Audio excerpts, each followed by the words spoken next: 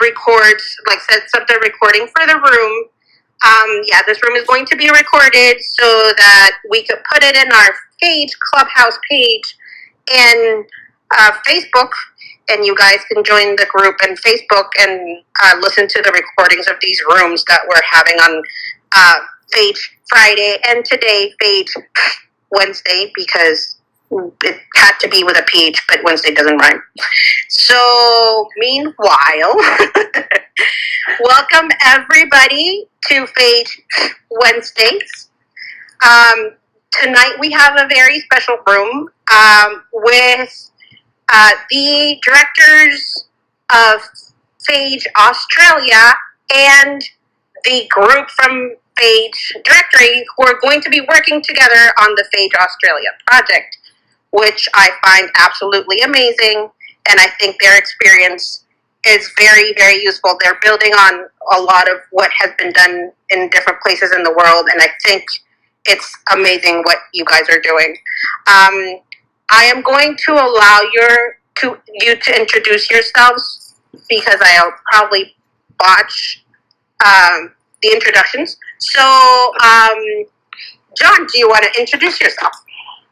Yeah, sure. Hi, everyone. I'm a physician based in Australia, obviously, a clinical microbiologist, because we have, in Australia, we have the English-style clinical microbiologist and the American-style infectious diseases trained person, and they typically work together as one individual in our country. And my laboratory background is bacterial genetics and that sort of thing. And we've been involved in phage therapy only recently. I think I first treated someone in about 2007. But we've been looking and learning at everybody else who's been doing all these wonderful things. And we finally decided to do something in organised fashion in our own little country. And we'll maybe talk a bit more about that later. Thank you, Jon. And then your co-deputy, Ruby, do you want to introduce yourself? Hi, as Jon introduced me before to other groups, I'm a refugee from eukaryotic genomics. I like that title. Yeah, I know. Yes, we welcome all comers.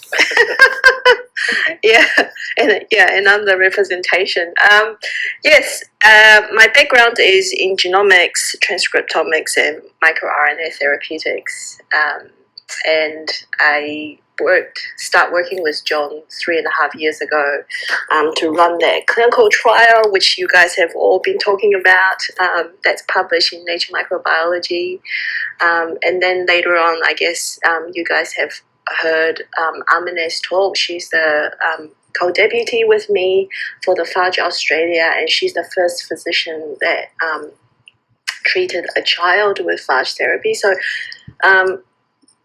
with Jon, we pretty much try to set up protocols and SOPs that are systematic. So, kind of people like me that play around bioinformatics data can actually systematically look at the data and say, hey, can we actually see successful clinical indications, and can we actually see all the underlying gene expression changes within patients? And with the Phage Australia, I guess we're here to talk about our plans and what we've tried to do with Phage Directory, and also everyone's effort trying to make phage therapy happen into the in the mainstream. That is awesome. And then the two people that need no introduction, but I still would like you guys have to introduce yourselves. Sorry, my English just misfired there. Jessica. Yes, thank you, Adriana. So kind. I'm Jessica. I'm one of the co-founders of Phage Directory. We started it in 2017, so it's kind of crazy. It's been more than 3 years. I guess we're coming up on 4. A lot of what we do has been helping people source phages for patient cases, and that's how we got to know Ruby and Jon, is pretty much around, I think that's how it started. They needed phages for one of their patients, one of their child cases, and so we helped connect them to all of our labs around the world that can that are offering phages for these cases. And yeah, it worked out really well. So we kept talking, and now here we are working on trying to scale that up with Phage Australia and set an example that will work for other places in the world, hopefully. So, and my background is I'm a phage biologist before this, so this has always been always wanted to stay in phage, and I found a way through this. But yeah, I'll let Jon go next. Yeah, so my name is Jon, and I am the other half of Phage Phriday. And I have a background in user experience design and something called information architecture, which is essentially the designing of information and how to structure and store data in a way that makes sense to people. So basically, I look at how people work with information, and I make information more clear for those who use it. It could be anything from a user or a customer or a business or a startup. And in the case of Phage Phriday, what really attracted to me to start Phage Phriday in the first place was that there's so much information, there's so much data, there's such a new field that requires this kind of work, and that the work hasn't been done yet. So that's what really attracted me to the field. And so now that we're starting to work with the Australia grant and with Ruby and Jon, this kind of combines all of my recent efforts and all of the things I really cared about, which is the UX, the information architecture, and the phage parts together. So I'm really excited for this project.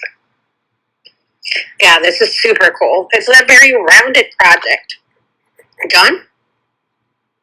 Yeah, I'm sorry, Adriana, what was that? You wanted me to just describe it briefly? Yes, that was my next step. So please, you read my mind. Yeah, well, I mean, there's a whole bunch of people on the call I can see who are involved in this. So it's really a big partnership, and it started off with us reaching out to the people we knew who were really experts in this space, and then gradually we're working through to be inclusive as possible. And of course, with only about 25 million people, it's actually quite feasible to get a bit of a national position, and that's what we hope we can do. So the idea is essentially a partnership of scientists and doctors who will look at all the many big problems in delivering phage therapy and try and handle it as a 5-year program.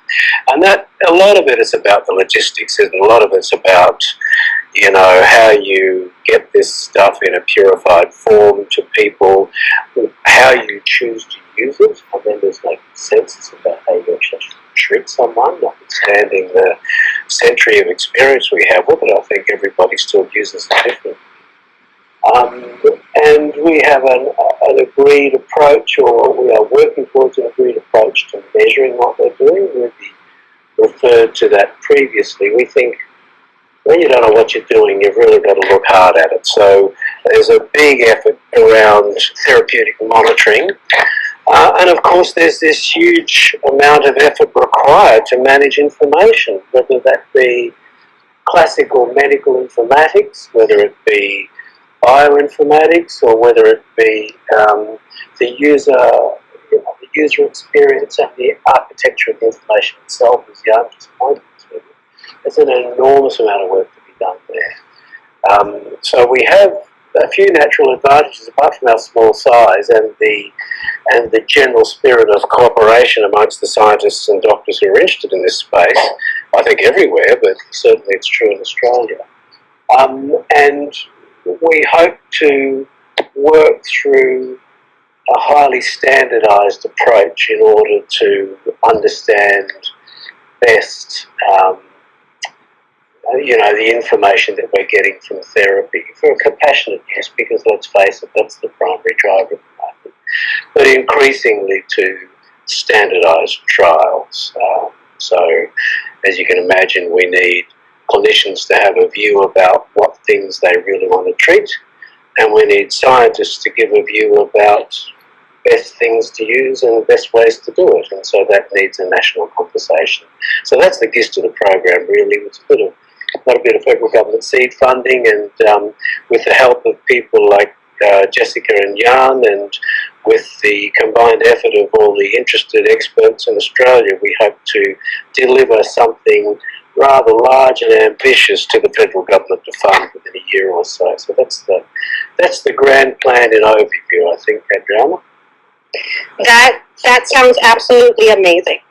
I do see my partner in crime in the Patterson Project, Jeremy's down there. Hi, Jeremy. I haven't talked to you in forever.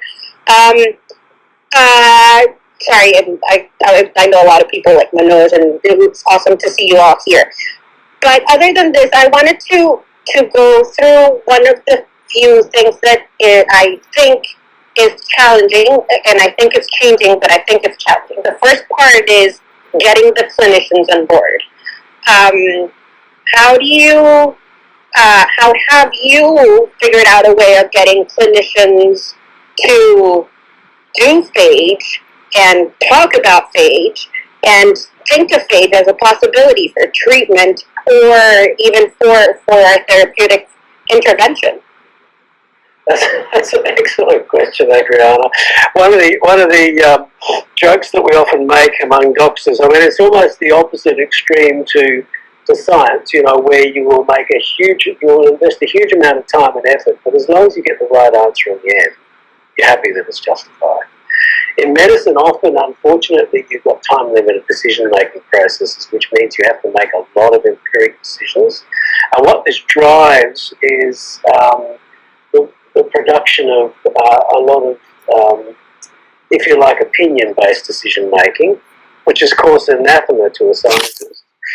And so the joke is amongst doctors that if you have 4 ID physicians around the bed, you'll have at least 5 opinions about how to manage the patient. So getting people to agree on how to do this is actually a monumental task. So the approach we've taken is the same kind of approach that we've used for other clinical infectious disease problems, in which a representative network around the country, which already exists, is essentially set the task of deciding priorities and agreeing on a consensus way in which to answer it. And then everyone sort of swallows their own opinion and accepts for the greater good that they will abide by the standardised protocol. So it does require the group of assembled physicians to all essentially accept a final ruling by consensus. Now, some countries that may not work as well. In some countries it may work better, but it seems to have worked well in the past in Australia, and now we're going to apply it to phage therapy. So what it means is that we have our network of physicians right around the country, which is quite representative and growing very quickly, and that is linked to our Australian Infectious Diseases Clinical Research Network, and we're very used to the idea of developing consensus positions. So what we will be doing is working through that. We'll publish openly these consensus decision-making processes so the international community can stick their votes in. So that's the gist of it, and with that we hope to take forward a consensus open-label trial and have all that data assembled in the one spot and analysed appropriately and linked to appropriate scientific data around the phage bacterium-host interaction. We did that on small scale with our little Staph aureus trial, but we now want to do it on large scale for multiple different bacteria. So the question is, are you focusing those initiatives and those consensus on specific bacteria or specific types of infection, or are you doing it on a case-by-case basis with an established SOP on how to evaluate the case? Yeah, so there's, well, both really. So clearly the classic driver is the compassionate use request, where some poor devil is in desperate trouble, antibiotics aren't working, it's all looking disastrous, and the phage is sort of the go-to experimental option. And we certainly have lots of anecdotes over the last many decades of success with that. But clearly that's almost the opposite, if you like, to the rigorous randomised clinical trial. So you have to accommodate both. And so for the first, we need to bring in as much standardisation as possible.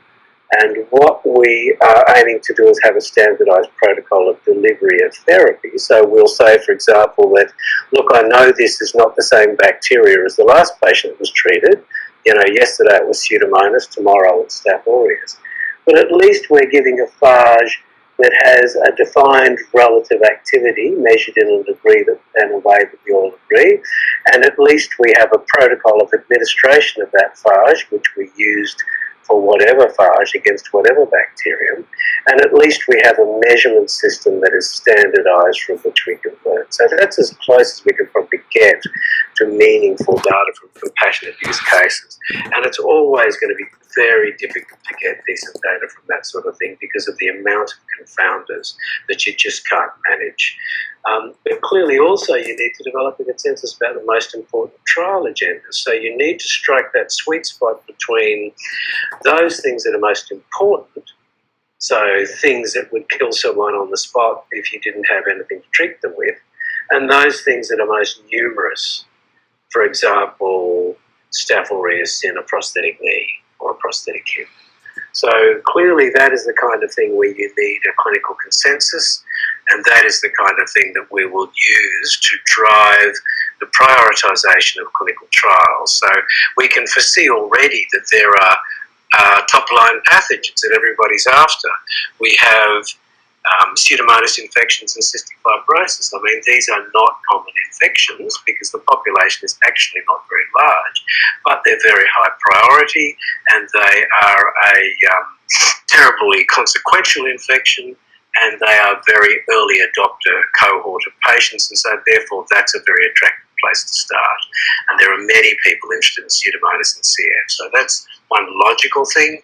Another example would be the golden staph aureus, very high volume, often disastrous. That's another logical thing.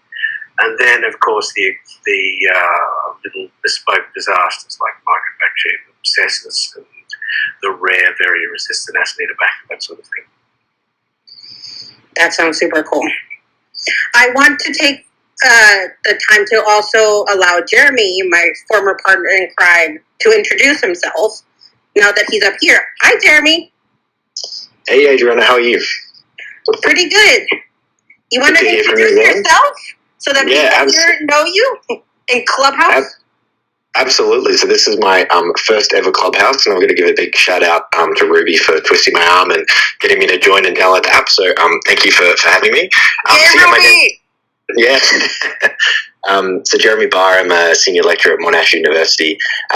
Been involved in phage research for about 10 years. I did my postdoc in the US with Forrest, and met Adriana and all the Texas A&M team, and we're involved in the Tom Patterson case. And then since moving back to Australia, we've set up our lab here looking at really, fundamental phage biology in sort of phage host pathogen systems, and moving more into sort of clinical microbiology and working with, Anton Pellig and some of the researchers down here, and also Jon and the team up at Westmead to, really push forward translational phage therapy research. And I guess from a personal perspective, what really, interests me about this is, definitely the translational aspect and having an impact, but also understanding the phage biology. I find it really interesting and intriguing, how just diverse phage biology is, and I really strongly believe that we've got to go back and understand how phages work in each of these pathogens that we are trying to treat if we really do want to push the field forward and have an actual impact in the clinic. That sounds super cool. So I also wanted to ask, and this is something that is very interesting to me as a phage scientist on the other end, how does the communication between clinicians and scientists occur, and how does that inform the clinician's decision? And I know Ruby's been setting up a lot of the SOPs for follow-up. This sounds very interesting to me. Well, we should ask maybe Jeremy and maybe Alexandra to comment. I see she's on the call, but essentially it's a pretty close interaction, isn't it, Jeremy? You had experience in the US and now in Australia. What's your take on that? Yeah, definitely. I think it's, as you alluded to earlier, John, it's really an evolving process. I think from one aspect, we do need these standardized SOPs and protocols on how we're going to treat this. And I completely agree with you. It does need to be standardized across, the different centers and clinics that are implementing this. But on the flip side, phages are so diverse and so unique that there has to be some capacity to adapt and slightly change these protocols to make them work with each phage host system, because each phage and host is really different, and we're seeing that in growth kinetics, production, purification. So I think that there's still a lot of growth and development that we've got to do as a field here. That's right. There's so much monitoring we need to be doing in real time, I think. Adriana, if you'll permit me, I'll ask Alexandra to comment, because she's been doing the real-time monitoring for the kids we've been treating recently. Of course. That involves a fair bit of interaction, doesn't it, Alex? You're receiving stuff and you're generating data and interacting with clinicians. Yeah, that's good. Hi, everyone. I think most of you know me. I'm working with Jon Phage therapy and helping also treat patients with phage therapy. So I'm involved on the left side. Alex, I'm sorry to interrupt you. Can you maybe come closer to your microphone or use the microphone? Because we hear you, but it's very much better. Thank you. I took my headphones off. So I'm supporting Jon and Amaneh in treating patients, and most of my work is based in the lab.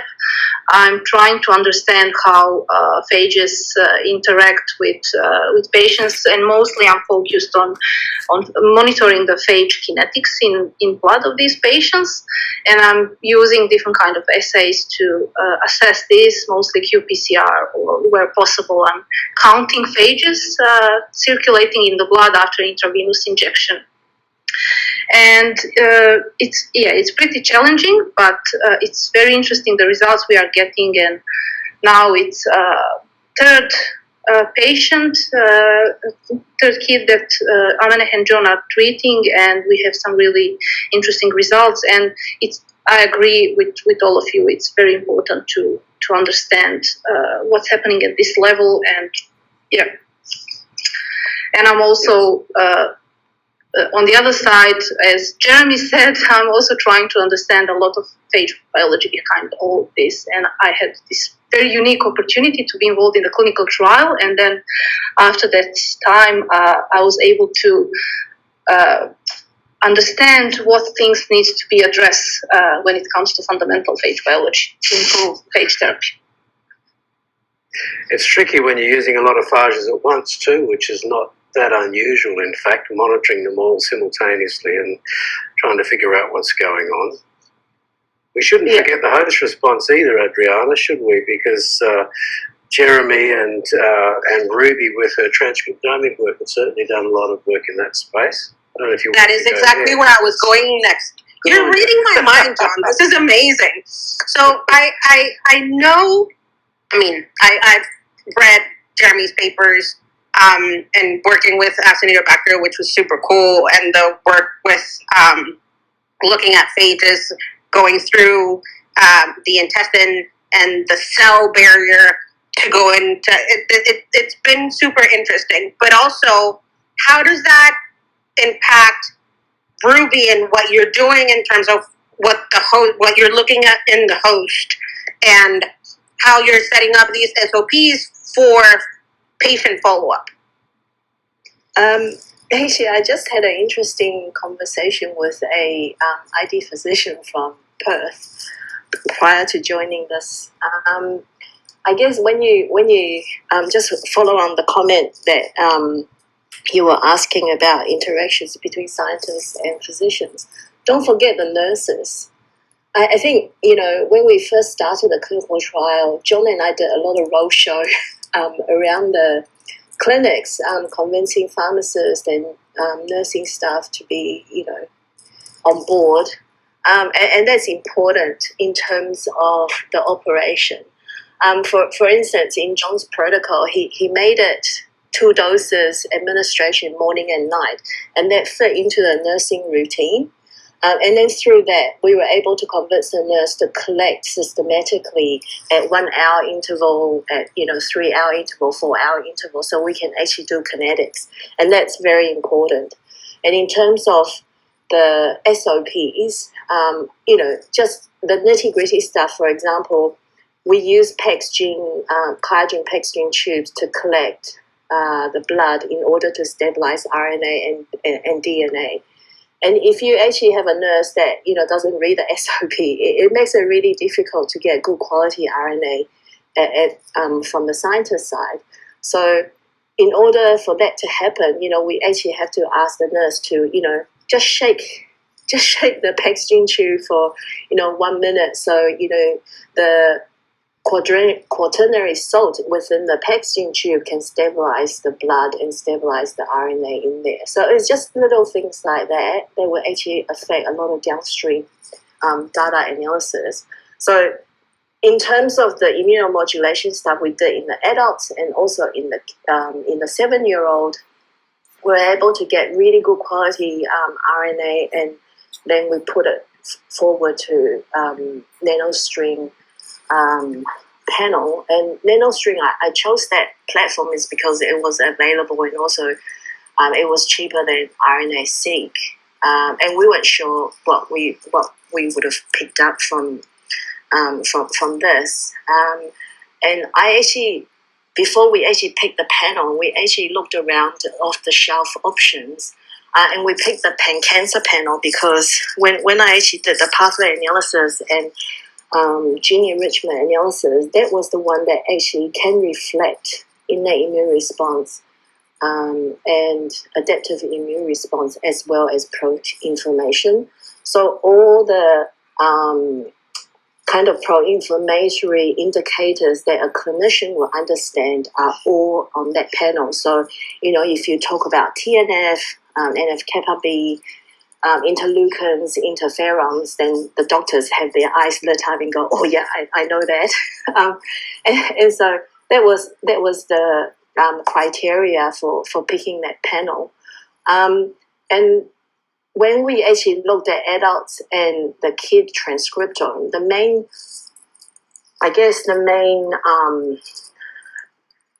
picture that the kind of we drew a lot of network analysis. I think for that kid, I did about 40 pages of analysis just on her transcriptome alone.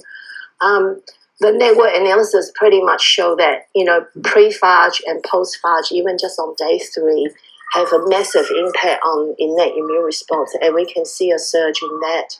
But at the same time, I think it was alluded to in the Nature Microbiology paper that you have this calming effect of the pro-inflammation. And originally we just thought, okay, it's because the presence of bacteria, presence of virus, is a virus-induced response. But we're using a very pure GMP grade phage. So pretty much all the stuff that we've seen is, driven by the presence of this pure phage as well as, the human response. And then we see this adaptive immune response coming up after around day 9 and 10. And you can see this in the 7-year-old data as well as in the adult data. For the adult data, we actually split the data set into bacteremic versus infective endocarditis because they were a little bit more sicker. But, Jon keeps on asking me, are you sure this is what we're seeing? And I guess we're looking at from a systems effect. And I think from the previous talk that Amine gave to this audience, that she mentioned, I think one of the audience asked the question, is there a specific effect from a specific phage, or is it a systems effect? So from what I can see with the data set that we've got so far, I think it's a systems effect. So it doesn't matter whether it's a specific phage or a specific bacteria. Once you trigger that regulatory cascade, you can see that the system is trying to balance everything. So you will see the upregulation of toll-like receptor signaling pathway. You will see NF-kappa B. And what was really interesting was autophagy. So I mentioned it to Jon. I said, what's autophagy doing there? And, he was able to explain the microbiology side of this. And that was interesting to me because, autophagy is massive in cardiovascular diseases where, my background is. So that's one thing that I could dissect the data, and actually now we're trying to dive deeper into what's happening there. And we've seen good stuff out of the Baliki lab in this space too, haven't we? I think a lot of people will be familiar with Baliki's work and the PF phage. Correct. I mean, I hope to see most of you or all of you in Evergreen. He's going to give a talk in Evergreen, and it's going to be, I hope that more people get to see what he's doing in terms of in response to this filamentous phage that is making this weird biofilm in crystal form, which is absolutely great. I want to open the floor for questions, but before this, I wanted to gauge a little bit the fundamental role of Phage directory and informations management and all of this information that's going to come out of this and that is coming out of this, and in terms of science communication, which I think is super cool.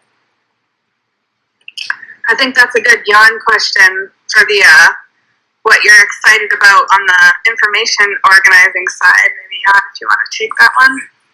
Yeah. So we have been talking about how to set up the data for a bunch of different areas, right? So right now there's a lot of data that can really help. I think they can really help with our understanding, or at least build a framework of how we can understand phage therapy from patient to patient, and we can also have a guide or understanding of what we're going to be doing in the lab to essentially help us cut down on the amount of work done in the lab, how amount of time spent in the lab, and the amount of plastic just spent on different kinds of experiments. Because to me, I think phage therapy is fundamentally phage therapy. Getting phage therapy to the degree that antibiotics is treating people is a scaling issue, right? It's so complicated and it's so different from person to person that we need data, we need computers to help us get us to get us 80% of the way so that we can do the 20% with physicians, with labs, and so on. So in terms of setting data up, I think we're thinking about it from a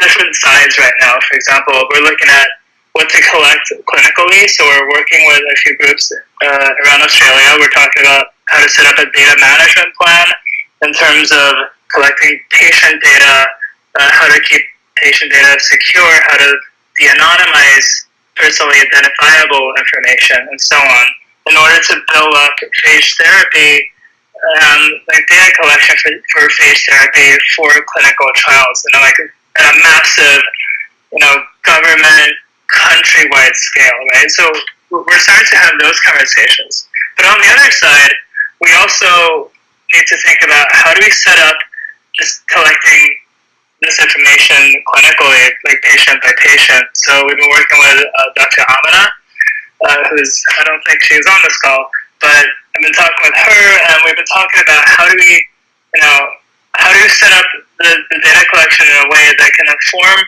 what we're doing in the lab.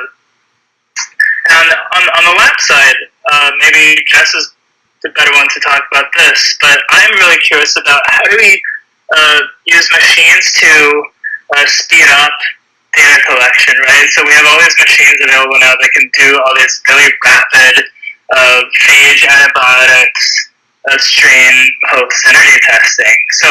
So once we have these robots set up, how can we use information we gather there to guide our approximation of what phages to use from where in the world, from our phage bank, or is it from a phage from like India or a phage from Europe or a phage from Southeast Asia. So I think there's a lot to be learned here, and there's a lot of frameworks we could put together that can guide our future learning. Jess, do you want to chime in on that? Yeah. So, and like one thing to add that I'm excited about is figuring out, like, because I was on the bench, like working with phages and things, and we always kind of pursued our curiosities and whatever methods that we thought, we had available. We had the reagents, or we had the machine, or somebody knew how. Like, it's kind of, as you probably all who are on this side of things know, like, that's typically how it goes. But that means everybody is doing phage research in their own ways, given just circumstances oftentimes. And often, like, new labs don't necessarily, like, know what even, a new phage lab is like, okay, what should we buy, what equipment, like, what assays should we do on every phage? And I'm really excited about going through and figuring out what are the most important things to know about a phage that are going to be most correlated with a phage that works well. And that could be that's going to have to be context dependent. Like, what does works well mean? Well, if it works well in a lung of a cystic fibrosis patient with Pseudomonas, what does a phage that's good there, what attributes does it have? And, like, where does stability matter about the phage? Like, maybe a gut phage or a phage that's being used in a gut situation or on skin, like, maybe pH matters more or less depending on where you are. So I'm excited about us kind of synthesizing what we're hearing from all parts of the community globally, like the phage researchers all around the world. There's 80 countries worth of phage researchers that we've been able to connect with so far, and they're just like, I'm sure there's just gold nuggets everywhere on people finding, well, okay, yeah, this assay is like the go-to. This is this attribute of phage is so telling. Like, I could look at it right now, look at your phage, and tell you if it's going to work in the lung. Like, there are people that know those things, I think, and there's so many of us, and we all kind of know little different pieces of the puzzle. So I'm really excited about us mapping out and just deciding, based on everything we can collect, what should we be collecting first to, as Jon said, kind of cut down on the amount of work that needs to be done for the maximum insights, and, like, find kind of biomarkers of good phages, and make sure that that's not generalizing too far. I don't think it should be. It needs to be, like, given this set of circumstances, what is a good phage? And, like, let's put all that data together, and then we're going to get so much, I think, from that. So that's what I'm excited about in the data collection sphere, I would say. So, Adriana, sorry, Ruby, I cut you off then. no, go ahead. I was just going to I was saying Jessica raises a really important point that I wanted to bring up, Adriana, as a topic. I don't know if you want to go there, but it is about this really important dynamic between, the public good mindset of the science community and the need to commercialise in order to obtain sustainability. And the whole issue around intellectual property and provenance of strains and how we handle that. I mean, I've got some pretty formed views about how best to do that, and that's certainly the lines we'll be exploring in Australia. But it's a big topic, and I don't know if people had strong views one way or another, or experiences they wanted to share. I think that merits a room on its own, because I definitely think that this is something that needs to be discussed openly. But more than that, so I actually wanted to take it from a different approach, and this is, it might be a bit biased, but I want to know how the health system works in Australia. And this might be something that for you guys is pretty transparent, but it's not necessarily, at least for me, is not as transparent. Is it very similar to the health system in the U.S. where you have insurance companies and the insurance doesn't cover much? There's socialized or not socialized health care. Is there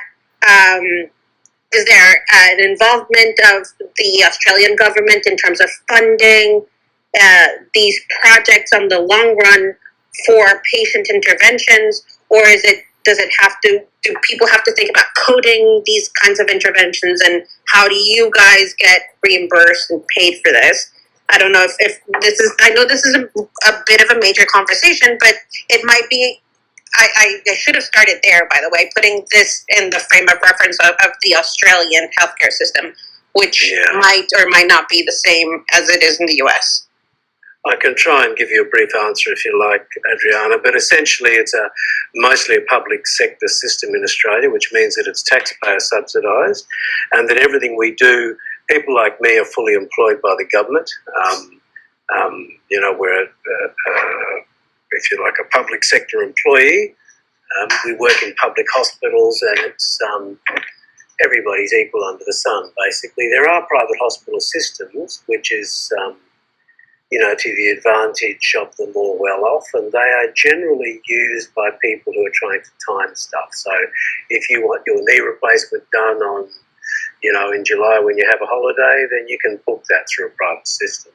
But generally, the public system does the lion's share of the work. If you're really sick, you only want to go public. If you're arriving by helicopter, you're only going to go to a public service centre. And all the academic components of medicine are basically in the public sector. So that's the first point. All the university hospitals are all public sector. All the universities are essentially public sector. So that means that everything is taxpayer subsidised, and it means if you provide a new alternative therapy, like some new fancy monoclonal or, let's say, bacteriophages to treat infections with, then you have to basically take it to the taxpayer and say, hey, this is worth you spending your tax dollar on. And there's a process that you go through to do that, which is much like what you'd expect. You've got to prove that it's cost effective, that you need it enough to justify it, and that it's better than what's out there already. So that process is done usually through clinical trials and that sort of thing, and the evidence is put before government panels, much like you'd see in many countries. So in the interim, when we're on the compassionate use roundabout, we have to either seek the individual to pay. So let's say in the private sector, you've got your infected hip and you've had 3 operations it already, and the surgeon says, come back in the private hospital, I'll wash it out again, and you say, if I get this, can I try some new miracle cure called bacteriophages? You're going to have to fund that largely out of your own pocket. And the private insurance companies will not look at this until they've got the same level of evidence, essentially, that the public sector has. In terms of regulation, we have a government body responsible for that, whose primary task is to make sure things are safe. They're not worried about who's paying for it. They want the therapy to be safe. The onus is placed on the physician. So if it's urgent, I can prescribe an experimental therapy to someone on the spot. But the expectation is that if I'm later found to have behaved unreasonably, I'll go to jail. So that's how the onus works in the Australian system. And that means that for phage therapy, we have to essentially find a way to make it sustainable. So it has to be produced and it has to be effective. And we then have to demonstrate that it is cost effective. And that's a different story again. So it's got to be sufficiently better than antibiotics, and it's got to be used often enough that its costs are kept down before the taxpayer would look at it. So that's a big task. Yeah, I see. So, but in more pragmatic terms, and especially for the user on the user end, there is the onus of we're trying to look for the best way to serve you, and which is not necessarily what happens in the US, I should say. But is it very similar to what happens in Canada? That sounds to me how like an ideal healthcare system should work. Sorry for my very strong opinions. Well, yeah, I mean, I'd rather have this than a purely private system. And it does mean that at the moment we have to convince the hospitals to shell out. So we say, I've got to treat the patient in bed 6, and you, the hospital, are going to have to pay for this. Eventually they're going to get fed up and they're going to want to see sustainability. And it's our task in the Phage Australia network to describe a sustainable program that's developed and standing on its own feet within 5 years. That is super cool. I wanted to open the floor for more people to ask questions because, as you can tell, I talk a lot and I have a lot of questions. But please feel free to raise your hand. I see a lot of new people in here, so they're at the bottom of your screen. You see a little hand with a little square behind. That's the way you raise your hand. You can come up here and ask questions, as much questions as you would like to ask. Are there any questions from the audience or any questions from the people that are up here? Wow, people are so quiet. I'll ask a question. I was wondering, how are you going to get clinicians to give you those samples? So sometimes we have the issue of, because we work with so many different hospitals that they work differently, and so we may not get, you know, the blood samples, the phage, the bacteria samples that we want to really look at each clinical case pretty thoroughly. So I wonder how you are going to work with clinicians in Australia. Well, that's why we have to use an open label trial structure. If we use the standard compassionate use structure, that would fail. I remember a conversation with Jean-Paul Carnet, who told us not long ago that he'd sent out something like 80 or so courses of phage therapy and got less than a dozen responses about the information that was promised as a condition of sending the phages.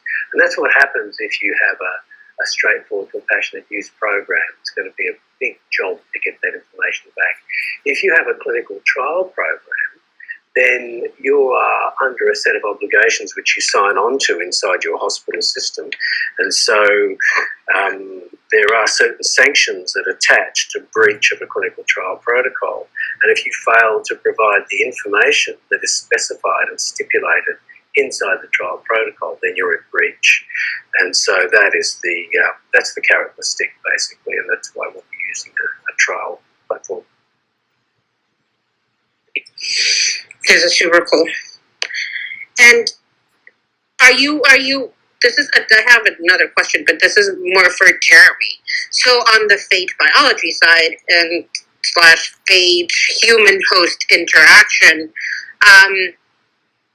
is the work that you're doing also part of how Phage AU is going to get more data on phage human host interaction?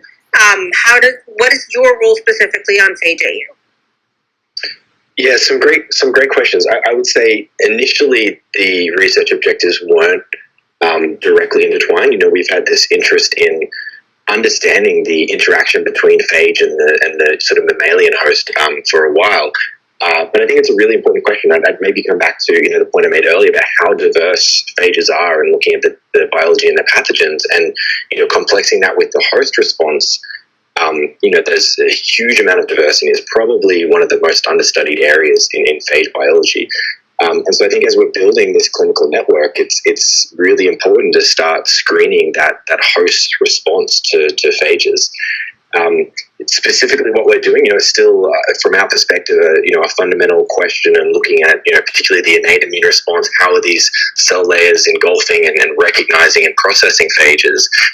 But, you know, as we're moving into more of this clinical research, it's really interesting. I think some of Ruby and John's data on their Staph aureus clinical trial was extremely exciting and really eye-opening and revealing.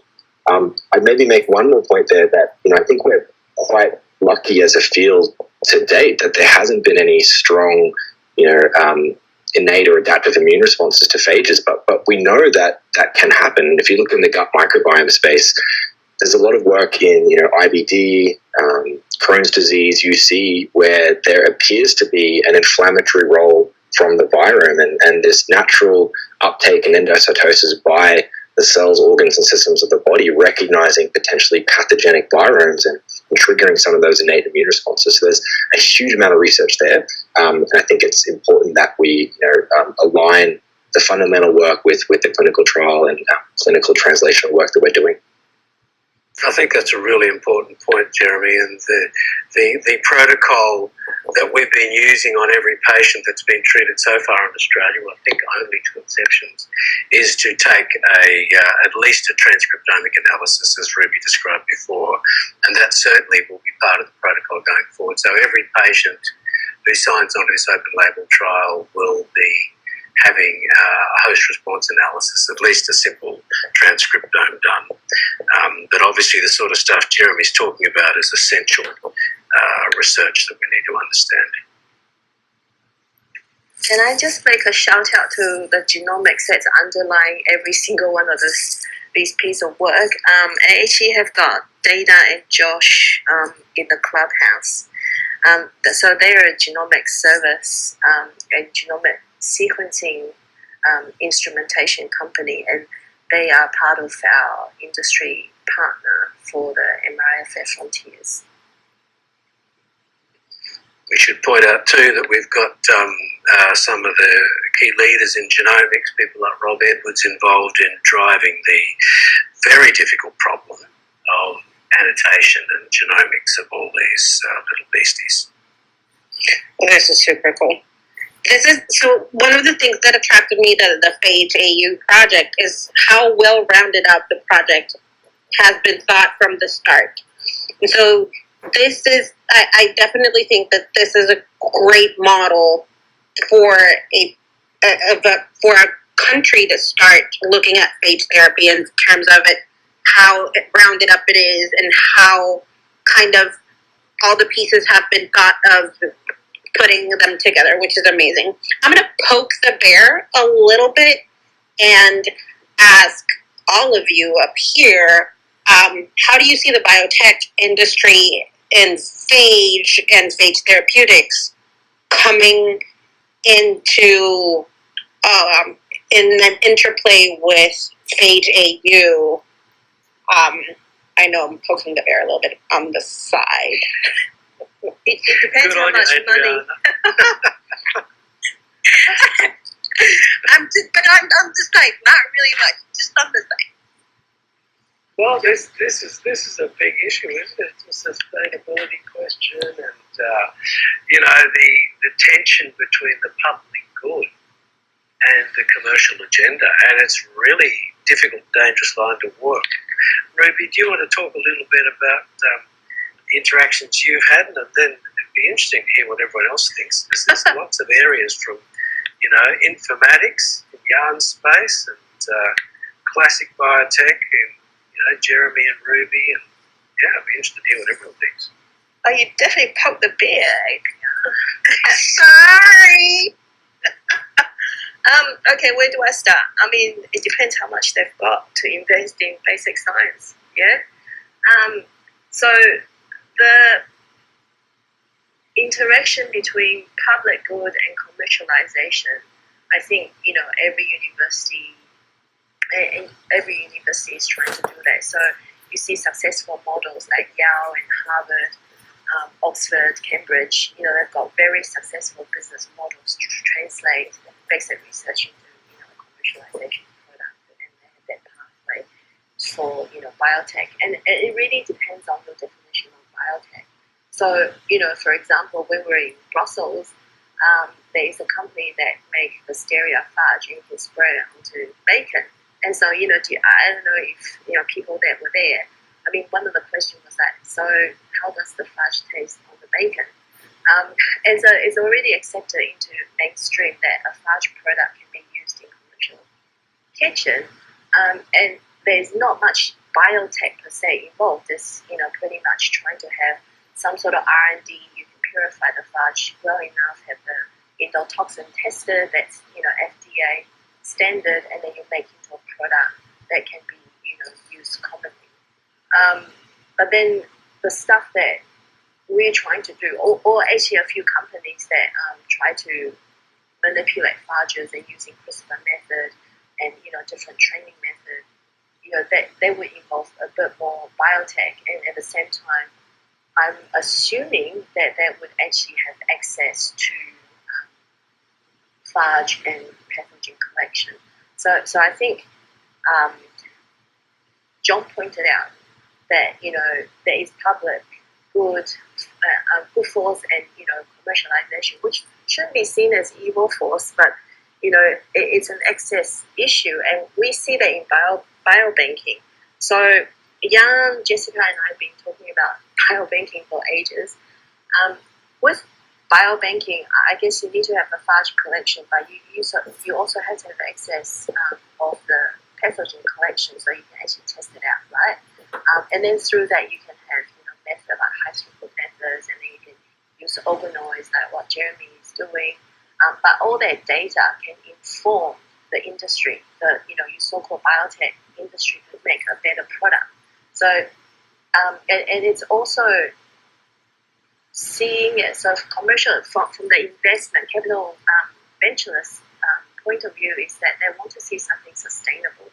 So they don't want to see a bucket chemistry kind of, you just get a bucket of water from, say, Parramatta River, you isolate a few phages, and then off you go.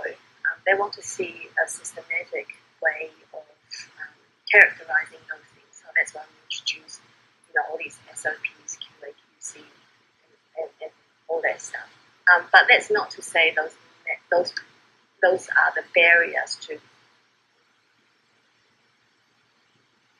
the capitalists and investors will come along to see this entity and will go, okay, is this sustainable? Do you have a very good team for R&D?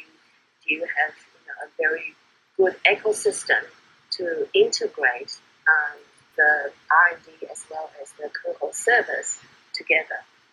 And of course, the infrastructure comes in as well. So you can see a lot of phage companies, they don't last very long, and it's because they actually produce one or two products. But usually they inherit that product from some other company, and usually there's not much. I think I heard quite a few scientists criticizing these companies that a lot of R&D is not being done properly. So that's the impression that people have when you actually mention phage company. And I guess with Phage Australia, we don't want to fall into that category. We want to have an entity that actually produce good product, but at the same time satisfy the public good, but have a collection that people can actually use and know and track exactly all the background biology that we have done. So that's my comment. Yeah, but I didn't poke the bear that bad. How about you, Jeremy? You have a comment about this? Yeah, I might give a naively optimistic view here, and I would say that I think there's huge potential in the phage space in working with biotech.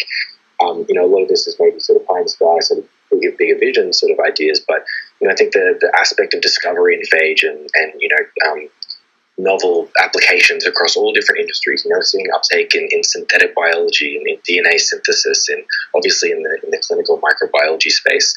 So I think there's huge potential for the field, and looking at 10, 15, 20 years vision, I really think that phage is going to be one of the big drivers in the biotech industries going forward. Maybe in the short term, I know there's a lot of companies that have established sort of products and pathways that are immediately applicable to some of the phage purification work. I know Bevan's in the room, and previously of GE and Cytiva, and that we've been speaking about some of their protocols and processes. And so I think using some of those established industries and pivoting and applying that to this new space, that there is lots of potential. I definitely accept Ruby's point that as a field we need to be better at commercializing and being sustainable as the product and technology. But I'm quite optimistic about all of the discovery and potential that the entire phage field offers in this space. I'm just old and cynical. I don't think that is the true assessment. I think that it comes. There's as I said, I think this deserves a whole room about phage and intellectual property and how that looks in a lot of places in the world. So I think I will call you guys back to see if we can make a room out of this, and also to make a room out of Jeremy's research, which I think is absolutely cool. Jess, you were going to say something? No, I was just flashing my mic in approval. I love the idea of revisiting this topic in another room, and actually both that you mentioned, totally separately awesome for their own reasons. So yeah, I agree. Yeah. Can we have one for genomics as well? Yeah. I mean, we should. We should have one for just genomics. I still hold genomics and phage annotation dear to my heart, and in general, annotation dear to my heart. That was a large part of my work, so I love it. Still. I also wanted to surprise you guys with somebody that's right here. Hello, everybody. This is Betty Cutter. Hi, Betty. Hi, Betty. Hi, Betty. Hi. It's been a long time since I heard about this and hadn't gotten part of it, but now I have kidnapped its producer, and she's going to be working here with us in my lab out of Evergreen, and initially in the whole phage meeting here this coming week, but I hope I can start getting much more actively involved. You know, I've worked in various ways with phage since 1963, and I'm still fascinated. That's amazing, Betty. It's great to hear from you, and super excited about Evergreen next week. Unfortunately, we can't travel this year, but it's a brilliant conference, and I hope you have a lot of fun. Well, you don't have to travel to take part in it online. No, we don't. I would much prefer to be there in person. But I hope that all of you will be involved online. You have about 300 people already, Yep. and only about 60 in person. But we'll do everything we can to get everybody as involved as they can, and all the input I would like. And for me, getting back into much more active involvement in my lab with Adriana now taking the leading role there is going to be pretty exciting. That's amazing. Congratulations, Adriana. Yeah, congratulations. I think Jon is giving a talk at Evergreen. Are we twisting your arm, Jon? Yes, I'm be delighted to have the opportunity. Yeah. There you go. Your arm has been twisted. There you go, Adriana. Yeah, I've done my bit. Yay, Ruby. Thank you. Thank you. Ruby's the mastermind behind a bunch of people being up here, and I really loved this Phage Wednesday that I hope can happen again soon. Next week is going to be Evergreen, but the week after I would love to continue talking to people that can log on at this time about some of the topics that were still left untouched that should deserve a room of their own. Okay, we're up already. We're past the hour, 7 minutes. I wanted to thank you all for joining. Thank you, Ruby, for being the mastermind and rallying people here. Thank you for accepting my invitation. Thank you, Jon. Thank you, Jeremy and Alexandra, for being here. It was awesome to hear from all of you. I think there's a lot for us to learn. I think this is a cool way to structure a big initiative for a whole continent. This is amazing. Thank you for coming, and thank you for accepting my invitation and our invitation to Sabrina. And we hope to see you again in this Phage Wednesdays. Thanks, Adriana and Sabrina. That was terrific. Thank you.